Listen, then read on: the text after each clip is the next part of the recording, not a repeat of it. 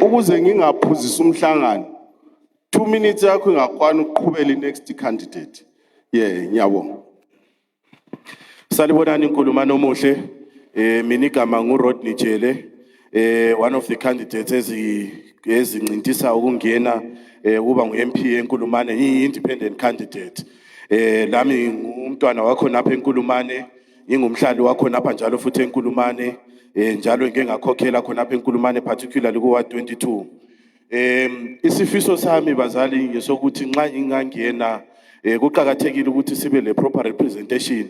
I-representation siyabe sikhuluma ukuthi umuntu ozabe emele iNkulumane constituency. Nxa sisithi simele iNkulumane constituency awuphomba ukusukuma ugathi ibhasi uye eHarare uyekhuluma izinto eziphuma ekhanda lakho. Kuqhakathekile ukuthi nxa sibe sihlangana sisenza ama-meetings, community meetings, sibonisana ukuthi kuyini okusihluphayo esigabeni. Silama challenges amaningi phakathi kwesigaba lesi, silama challenges asihluphayo okufuna ukuthi sibonisane.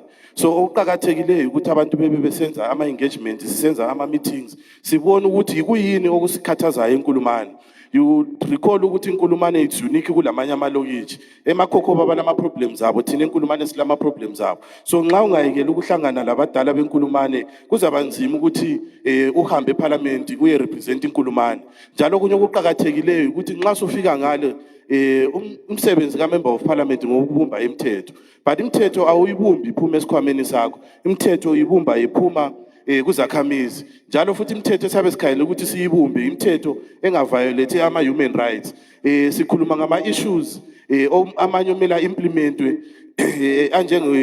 free education, sikhuluma ngama-issues ama-pensioners, abantu abadala ukuthi batholani, sikhuluma ngama-issues unemployment, ukuthi abantu bethole imisebenzi, ama-industry evulwe, abantu besebenze, abanye ngabazisebenzayo, i-funding yangikhona ukuthi abantu abazisebenzayo bayithola njani. These are the issues okumele sizikhangele, because one of the roles also as a member of parliament monitoring, monitor ama-MP, ama-ministers, monitor ama-government officials, ukuthi are they doing what they are supposed to do? Are they serving the people of Zimbabwe, particularly the people of Nkulumane, ngendlela eyiyo, ngendlela efaneleyo? Okunye okuqhakathekileyo ukuthi sibisi development eNkulumane. There are so many issues esizikhanyeleleyo ukuthi zidevelop eNkulumane.